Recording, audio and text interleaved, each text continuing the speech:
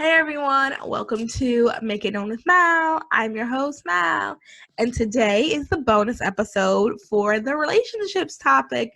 Woo! You thought we were done talking about it, but we are not.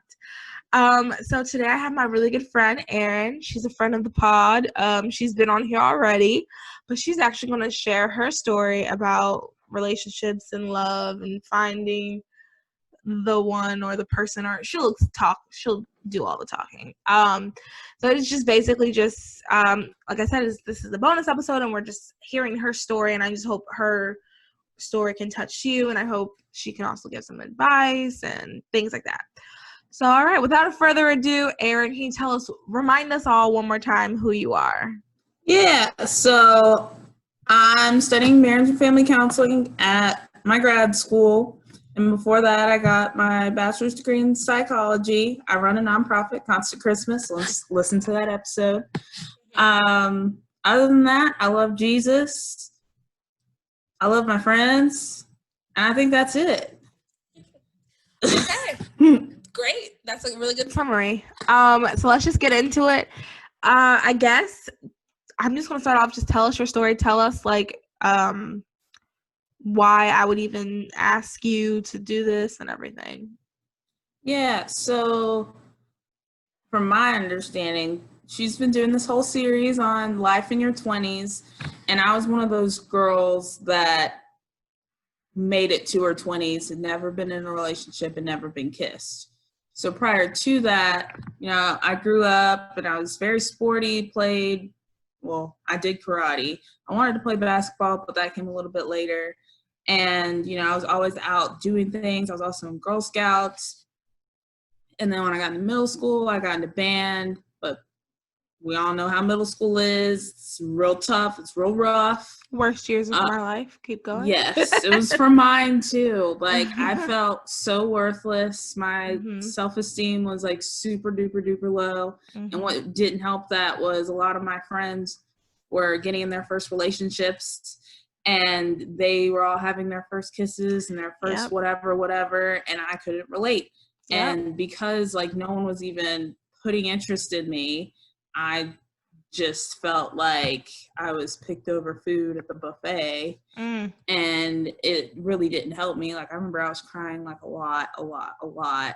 So I finally, I don't know how I did it, but I got through that period and got into high school where I was like, you know what? Screw this. I'm going to focus on my school, focus on my future.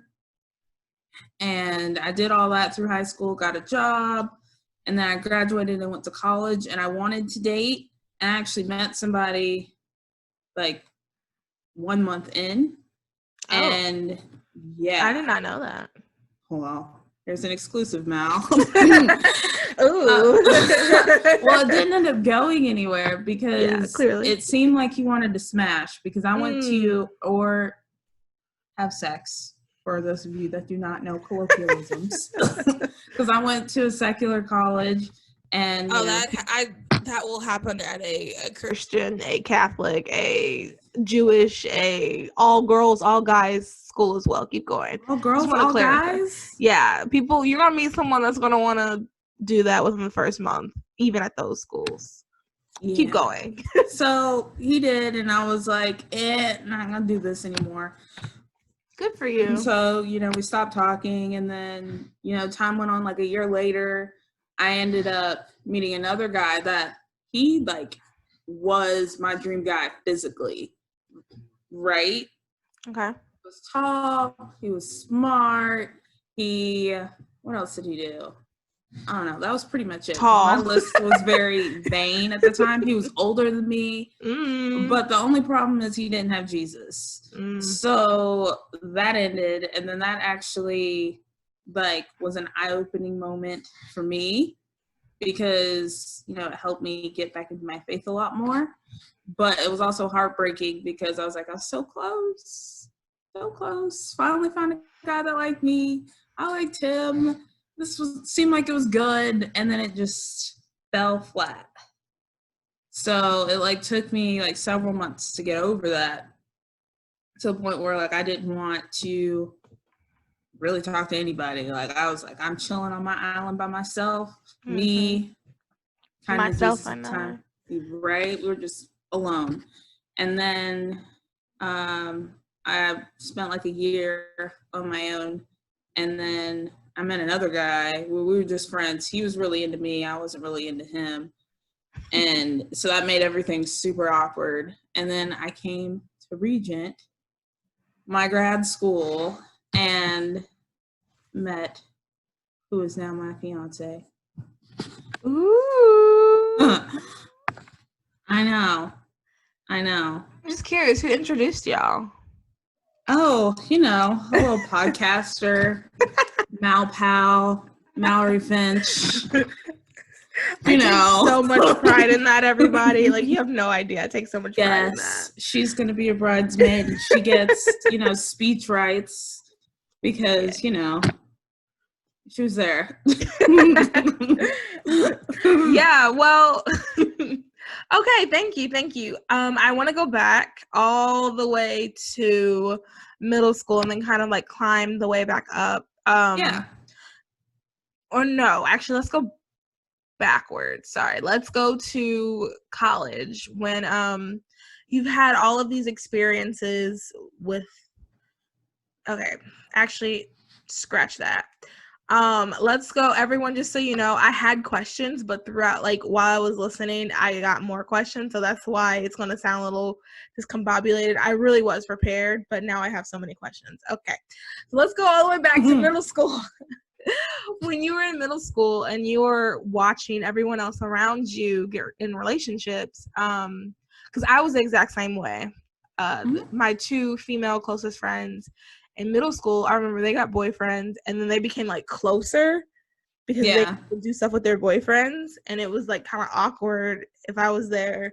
Because I'm also very like, hey, everybody. Well, specifically then, I was like, hey, everybody, like all over the place.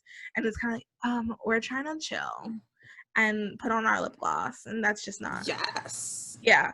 So when you were in middle school and you were watching that, can you like just talk a little about like your feeling, how you felt, and then how did you get from feeling that way to, you said by the time you got to high school, you were feeling better. Like, what happened in that process? Yeah, so I think in high school, I felt very alone because, like you were saying, they would go off and do things as couples, and I couldn't relate, couldn't go, like, it is what it is. And it didn't help that for most of that time, I didn't have a cell phone, so they couldn't call me and say, we're doing this. Right. Yeah, I watched it, rough times. But I did feel very, like, alone and, like, down on myself, like I was mentioning earlier. And I don't think I ever felt angry. It was just more I internalized it all. Like, I'm this way because, and it didn't help, like, because going through puberty, like, your body changes. And I felt, because I'm a tall girl, that I was like this big monster because the hips were coming in and I didn't know what to do. So right there, I wasn't tall, but I can't relate to you that way, but I can relate to you like width-wise. Keep going. Yeah. And like most girls, they're like 5'5" and shorter, and I'm 5'7". So like around that time, I was a little bit shorter, and so were they. So, but you were still tall for a girl. Exactly. And I thought, they just want short girls. And that's crazy to think that. Yeah. Wow. And I can't do anything about my height. Yeah. So. And just, sorry to cut you off really quick.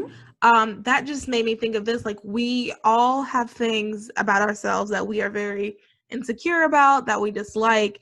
And it's crazy that as a tall girl, you're thinking about that. And like, that's not, like, I don't ever remember thinking, yeah, guys only like short girls. Like, that just never, I never felt that way myself. Like, that's so crazy. We're all thinking and internalizing things that no one else, or that other people aren't necessarily listening to, because there are other people who feel the exact same way as you, but most but there are people who who were also tall felt the same way. But my whole point is, like, short people weren't thinking that, yeah, guys love short girls, you know, like, that's just, and I don't think guys were thinking that. Well, I don't know. I can't tell you what a middle school guy is thinking. So yeah, most guys like a girl that they're taller than because they don't want to climb the tree. But okay. The tall girls out there, it's not like that for all of them. My man's shorter than me, and we are just fine. Yeah. Anyways. Okay. Yeah, continue. But yeah, I think after feeling that way in middle school, I don't think I ever really dealt with it. I just kind of stuffed it and focused on other things. Okay. If that makes sense. Okay, so you didn't really fix the self-esteem. Okay. In middle school. Mm-mm. Yeah, okay. I just kind of put my energy in other areas and, you know, made my way through high school. Okay, so if you don't mind putting your psychology hat on for a second. Yeah. Why do you think that is? Like, because I think we all, like, even at 25-ish, we're all kind of doing that. We don't want to think about what it is that we're, like, what's wrong with us or what we're doing wrong. We'd rather just, like, okay, you know what? This guy doesn't like me, so I'm just going to go and do X, Y, Z. Why do you think that is? Yeah, I think it's a defense mechanism. Because going in and exploring the hurt and trying to fix it, it's, you know, going to bring up a lot of feelings and take a lot of energy. And if that's not something that you want to do or something you're afraid to expose yourself to, you're going to protect yourself and say, you know what, we're just going to do this instead. I'm going to, you know, run a marathon. I'm going to write a book. Yeah. I'm going to look up law schools at the age of 13 because that's just what you do.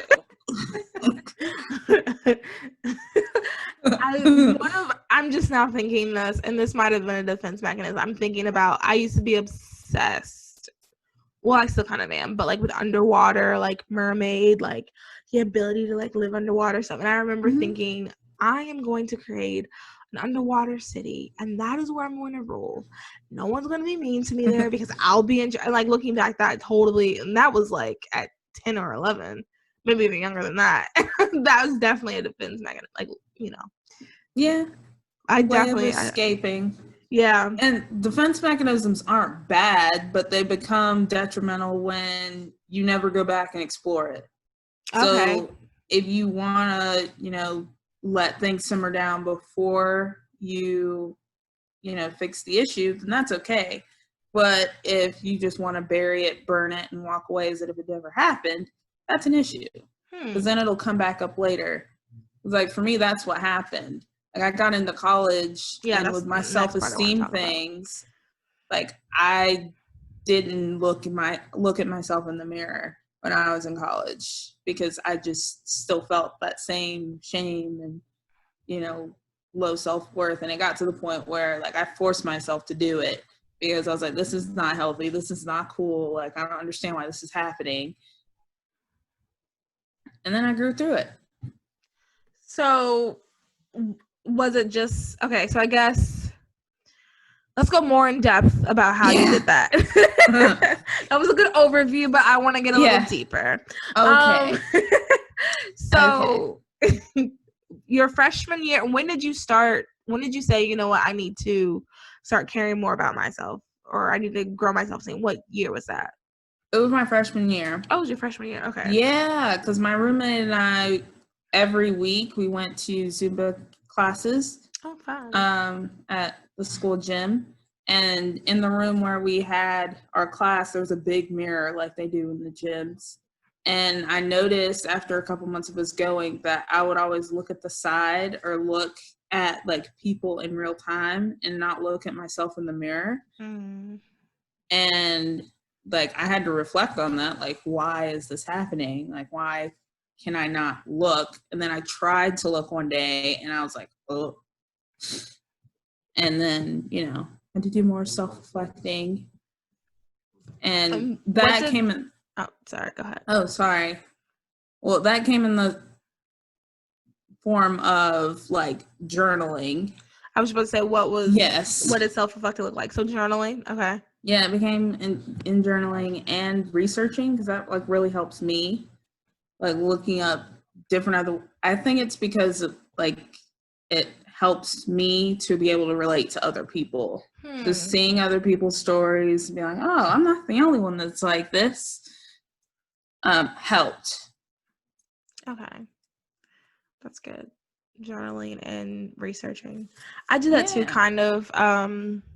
The researching, I guess I'll watch like long video compilation Reddit things of people who have like lost a bunch of weight and they like talk about it. I like to watch that, or like it's this YouTube channel that I watch that has like he just literally like reads off Reddit threads about losing weight and stuff like that. I'm like, and those are really encouraging and help me. So I totally get that. And journaling, I need to work on that. But that's good. Okay, so during the self-reflection part, you were journaling and you were doing your research, and then were you doing anything else like practical? And then, were you doing anything else, or was it kind of just those two things? I think it was just those two things. And then that time. Okay. Yeah. And when did you begin to see like a change like in your heart? Like what was it? When did you, because I'm guessing there probably wasn't like a moment where you were like, I love myself. It was probably like time, and then, oh, you know what? I love myself. Like, when did that happen? Yeah, it was definitely a process, like you were saying, because after that time happened and I had that realization, I also gained 20 pounds in my first semester in college. So the next semester, like, I got on my fitness pal, started going to the gym and working out, and I think that helped because I was coming back more to like the weight frame that I was used to being before I went to college. And then like you're probably more comfortable too. Yeah, and I made my goal weight too. So yeah, and then I, went a little too far, but that's another conversation. Okay. But I think all of those things combined helped me, have more confidence in myself. But I always look at it as like my body isn't who I am. So like even now, I'm not that same size I was back then, but I still have that same confidence because I found it in me. So I think changing my body helped, but then I was still able to work on my heart at the same time. And I think that's where like the journaling came in to play, because it wasn't just a physical change. It was a heart change too. Mm-hmm. That's good. I like the my body is not me thing. But that's hard. That's really hard. It is. It's hard. That's really hard. Yeah, and it takes a lot of like just looking at yourself and doing the hard work and being real about it. Yeah. Yeah. Man, I definitely that's an area I need to work on. Okay, so you have gone through the self-reflection, you have worked on building your self-esteem, so you're moving down over to sophomore year, and then you're moving over to junior year, you're moving over to senior year, and you still have not had a kiss, you still have not had an actual boyfriend, you still, what is your mindset now? What are you thinking? Like, how are you feeling? So because I was still at my school, I think a lot of it was justified because a lot of the guys that were there, they just wanted to have sex. That's how I felt by the end of my undergrad too. I was like, I don't have a man because all these men here. Y'all just want to smash. So I was like, I'm not interested in doing that. I'm interested in waiting. So you don't want to wait. I'm worth the wait. So thank you very much. Go on about your business. But, it's still, I don't know. After that situation, my sophomore year with the guy that I actually liked, that is kind of where the switch came for me, because I was like, man, I almost got it. And that's what made it hard. But after him, I was like, I'm good. Yeah. Wait, okay, actually, then let's go back to that. So when you were feeling like, man, I almost got it, how did you get out of that mindset? Like, how did you move on to like, man, I almost got it. Oh, well, let me be the greatest me and he'll regret it, Yeah. So how honest do you want me to be? You can be as honest as you feel comfortable. 30 years from now, you're running for office and they pull this up. Okay.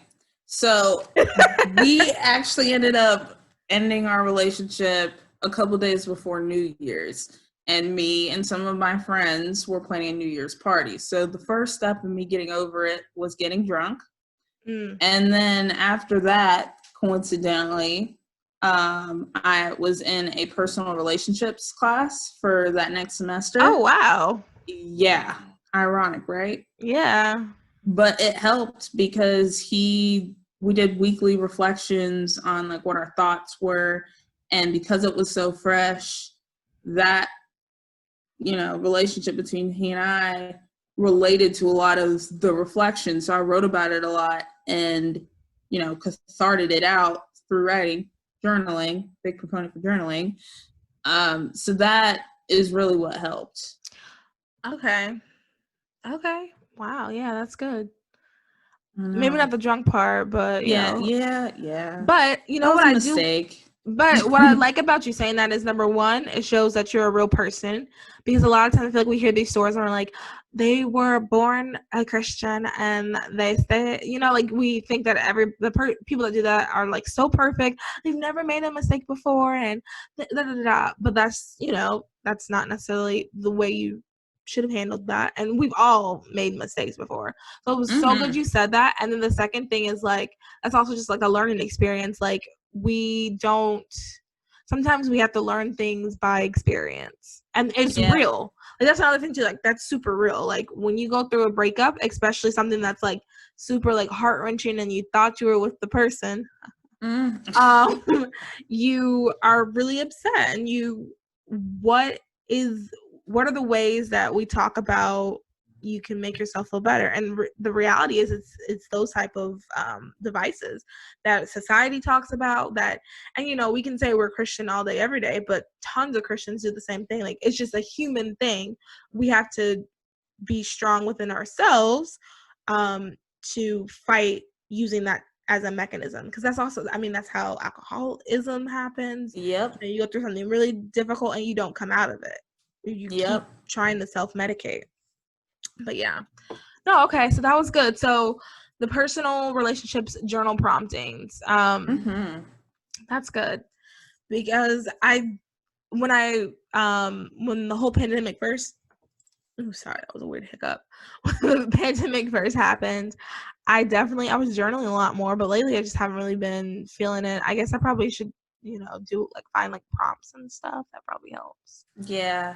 And because it was a class, the prompts that he used were like very deep. It wasn't like, so how do you feel today? It was like deeper. I don't remember what they were because I'm about to say, give an example. Yeah, I don't remember. It was so long ago. Okay. But it was definitely something that like helped me. And I got an A in the class. Wow. And that's what is important. Yep. That's really good. Wow. And also, to just a side note, like, the timing sounds like it's like that was like a God timing type thing. Like, right. God knew that you were going through that. God knew that you needed to be on this podcast for someone to hear you. So you had to go through that specific event, that specific way, to affect whoever is listening that needs to hear this. That's crazy. Yeah.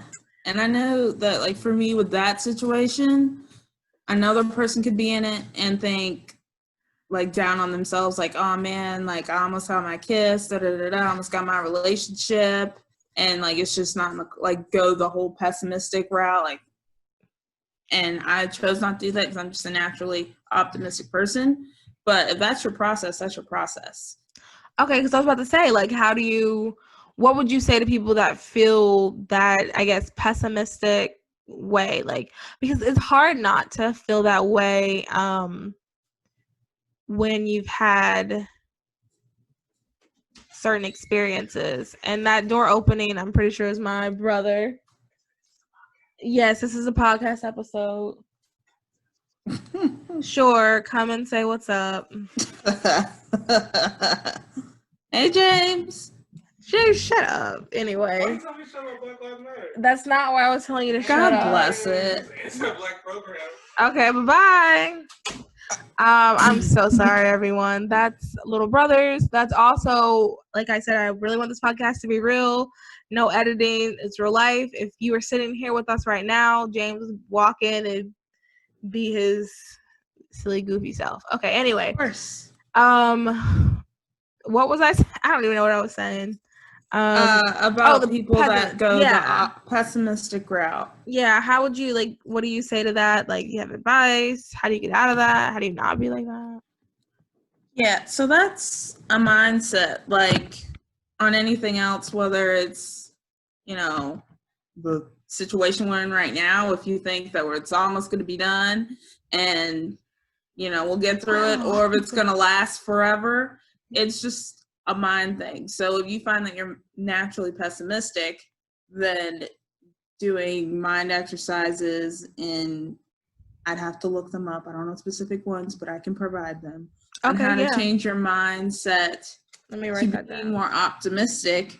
That may help with this as well. Okay. But also too, not internalizing it and making it seem like you're damaged and that it's your fault. I think that will help too. And I know it's hard, but that, because things happen. Like for me and him, our relationship real time was only 2 weeks, and it was still hard. Yeah, because relationships, this is just a side note, but relationships now, you can become very, very attached to someone in a week. Oh yeah, for sure. Is that normal? Should we be trying to fight against that? You can become very, very attached to someone a week and, I wouldn't say love them because that's a little ridiculous, but have really strong feelings. Man, this person, especially I guess when we're talking 24/7, I've done that with a guy before. We met and it was just oh my gosh, we're talking all the time, and by the end of the week you're like, wow, have we been doing this for just a week? Oh God, he's so great, and then after some time it just drops off. But anyway, that's a real thing though, for 2 weeks for something like that to hurt you. Yeah, and to your point, especially with dating apps and how everything's through texting, and with me and him, because we were on a break from school, he and I were only, we could only talk through text. So we were talking a lot, and we weren't just talking about the subliminal surface stuff, we were getting deeper.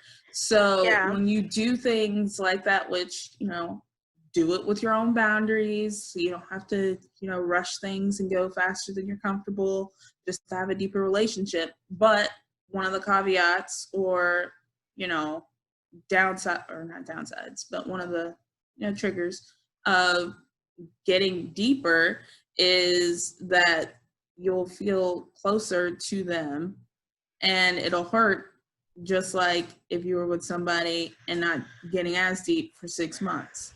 Man, relationships are so hard. They really are, though. They're so hard. Yeah. Because, you're right. You're not going to... It won't be a real relationship if you guys aren't getting in deep conversation. But the deeper you get in conversation, the more it's going to hurt when it's over. Yeah. Oh, man. Anyway, okay, so now we're moving on to you graduate. Okay, so you went through all of these you fixed yourself, you fixed your insides, you fixed your outsides, you're feeling better and better. So you've graduated and now you're at Regent. Did you come to Regent? This might be, too much, but did you come to Regent thinking, you know what, maybe my husband's here, I'm going to just do my thing, but, this could be it. God could be here for me. What was your mindset coming to Regent? No, actually. I thought my person was, back home in Georgia, where I'm originally from. I thought I was going to come out here, get my degree, spend a couple times, get my counseling license, and bounce and go back. So meeting him here was like, oh, okay. But the interesting thing though, when I was in college, I did an internship, and one of the ladies that worked at the school that I interned at, she was like, well, maybe you'll find somebody out in Virginia when you move out there. You don't need to find yourself somebody down here when you're about to graduate. And she was right. She was. Mm-hmm. Wow. Okay. Yeah. Well, that's good. So then, when you, let me think. So when you met Brian, or I guess it's fine. I'm saying his name because you hadn't said his name at all, had you? Yeah. That's fine. No, I haven't, but it's okay. It's okay. He's our friend. Right? He's on the internet. Look him up. Brian Smith. He's cute. Okay, you said his last name too. Okay, cool. Yeah. And if you follow me on Instagram, I'm sure you've seen a picture of me with him before too. So he's a really good friend. He's a friend of the podcast too. He's a friend of the pod. He is a friend. He is. Yeah.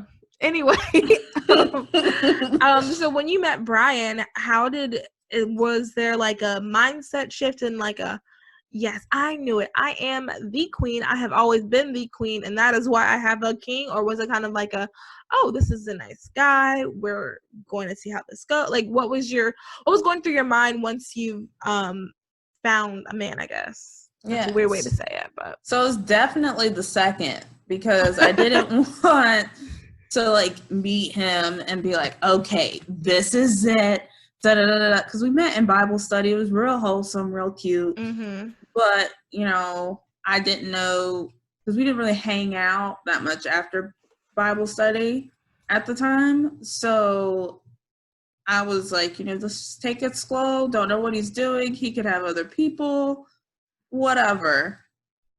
And then over time, as we got to hang out more and I got to know him more, it just became more of a thing as time rolled on.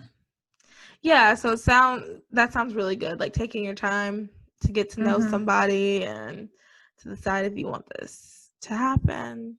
So do you feel comfortable talking about you guys' timeline? Is that okay? Yeah, we can talk about it. Okay, because I want to talk about it kind of a little bit for a second too. I am a big proponent on everybody has a different love story. Yes. So your love story could look completely different than someone else's. Yes. And just tell us your timeline and then we'll go from there. So we met in Bible study, because Mal and I went to the same one. Shout out, girl. Ooh. In March 2019. And then, we just hung out sporadically here and there. When was that dance? Was it in April? April. Yeah. So a month later, there was a dance that the school threw for all of us grad students, and he came with Mal, and, we danced then. And then, Yeah, it was funny because I was like, I was like, okay, well, let me step back. Yeah, and he showed up in a burgundy suit, and I had been praying for a man that looked good in a burgundy suit, and it was just, look how God answers prayers. Right, look at God. Even our little tiny things. So then after that, I stayed in Virginia over the summer because I was taking a summer class, so we'd see each other here and there. It was mostly with other people around, like Mal or our other friend Austin. But there was one time that we had like a one-to-one conversation when he was supposed to be helping somebody move, but he stopped helping to talk to me. And then I left and went home for a couple of weeks, went on a date, came back. And then we all hung out at our other friend Zach's apartment for his birthday. And that's when we really started talking. And then, October happened, his birthday happened. It was really awkward because we were at that stage at that point where we were hanging out a lot, and it would be a whole group of us, and then Brian and I would just, be in our own little bubble. Yeah. We and our friend, blah, we have a friend, Austin, and me and him would be like, oh my God, like, listen to Brian laugh. It is not that funny. Like, she's funny, but not that funny. Do they even realize that we're here? My goodness. Can they please talk to stuff? Like, it would be so funny. Like, yeah. Good times. Right? That went on for like a whole month, to the point where I talked to Mal and was like, yeah, I can't do this anymore. Like, either we're going to get together or we're not going to be friends. Because I've like reached my cap to the point where like this is stressing me out. Yeah. So she talked to him, and then he texted me, and like that next week we went on our first date, and then the week after that we had our first kiss in Mal's apartment. Oh yeah, that was that was a lot. It was. And then the week after that we became official, and then 2 months later we got engaged. Woo! Everybody hear that? Everybody hear that? After dating for 2 months, they got engaged. Woo! No, but like the reason why I say that, and I really wanted that highlighted, is just because I don't think that's like a big like, like, oh my God, 2 months, like, I don't think, I think everybody's relationship is different. Your love story can be different from someone. I know a couple that has 2 children now that are married, and they met, dated, got engaged, and got married all within a 6-month span.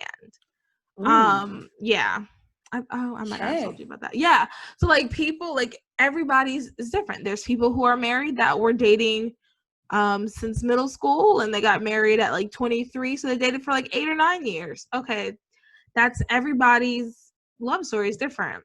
Now, at 25, personally, I wouldn't date someone for 8 years, but that's just me.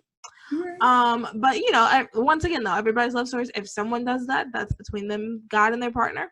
It is what it is. Do what's best for you. Exactly. Yeah, I just wanted to like point that out, especially for people who are who are in similar situations of feeling kind of lonely, or like, where is this person? And and whether this is true or not, I always feel like, especially because I've said it before, I want 8 kids. So if I want 8 kids, I probably should start earlier soon, rather than later.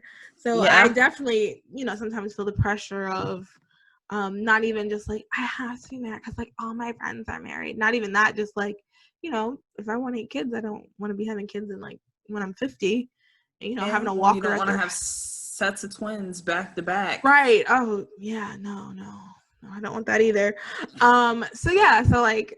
But my whole point in saying all this, though, this long roundabout way, is just like whatever you want is God's timing. So like if God's timing is 2 months for you, then that's God's timing for you, 2 months. If God's timing is longer than that, then that's just God's timing. So I'm saying all that to say, like, you never really know. Like, you just don't know. I think you should just be open to whatever. Like, I definitely 110% think you can fall in love with someone in a short amount of time.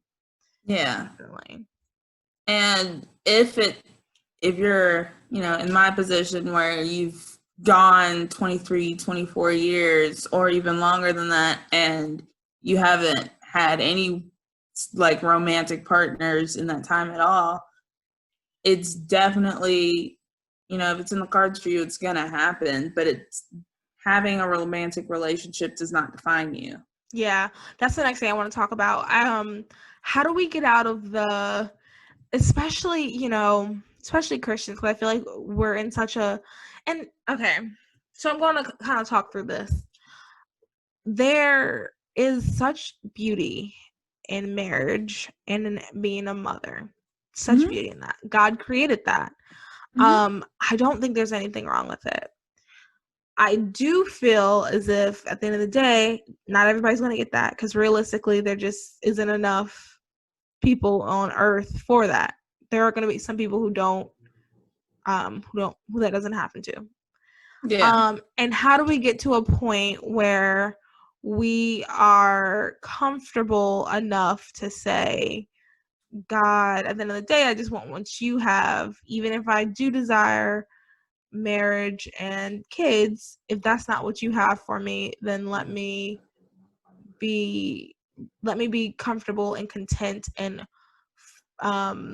full of you, I guess. How do you get to that point where you're not like so concerned about I need a man? Yeah, so starting my senior year of college, I actually started to pray that specific prayer where God, I want your will, not mine. If it's your will with school, with relationships, with career, like I'd rather do what you want for me than for what I think is best for me. And that was something I consistently prayed for months. And I think through that, I got to a place where I was just content with, what I had and, where my life was going and what I was doing. And by content, I don't mean like complacent. So not like I have this, I'm not going to do anything for life. God, take it over. Because, faith without works is dead. Amen. But what I mean by content is, yes, there's more out there. When I was still single, when I first moved out here, I do want to be married and have kids, but if that's not for me right now, I'm good with you. And I'm good, working on school because that's the season that I'm in and appreciating the time that you're in. Because if you do have moves up with your career or with your relationships, you're never going to get your single time back. Yeah.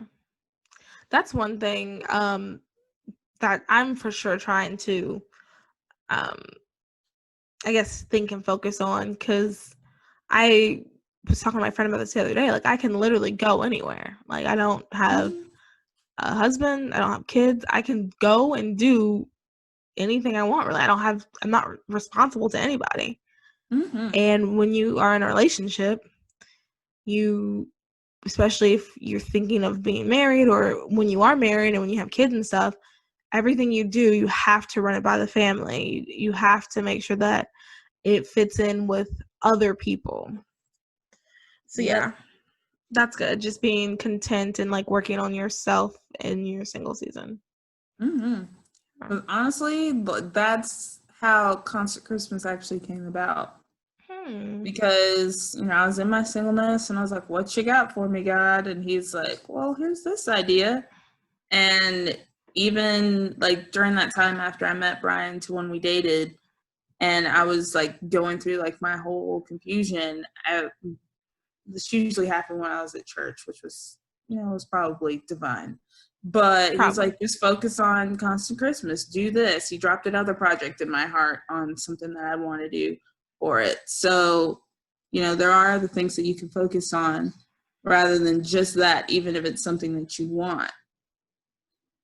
Why do you think this is a psychology hat moment? Why do you think that we put so much focus and we want those things so badly?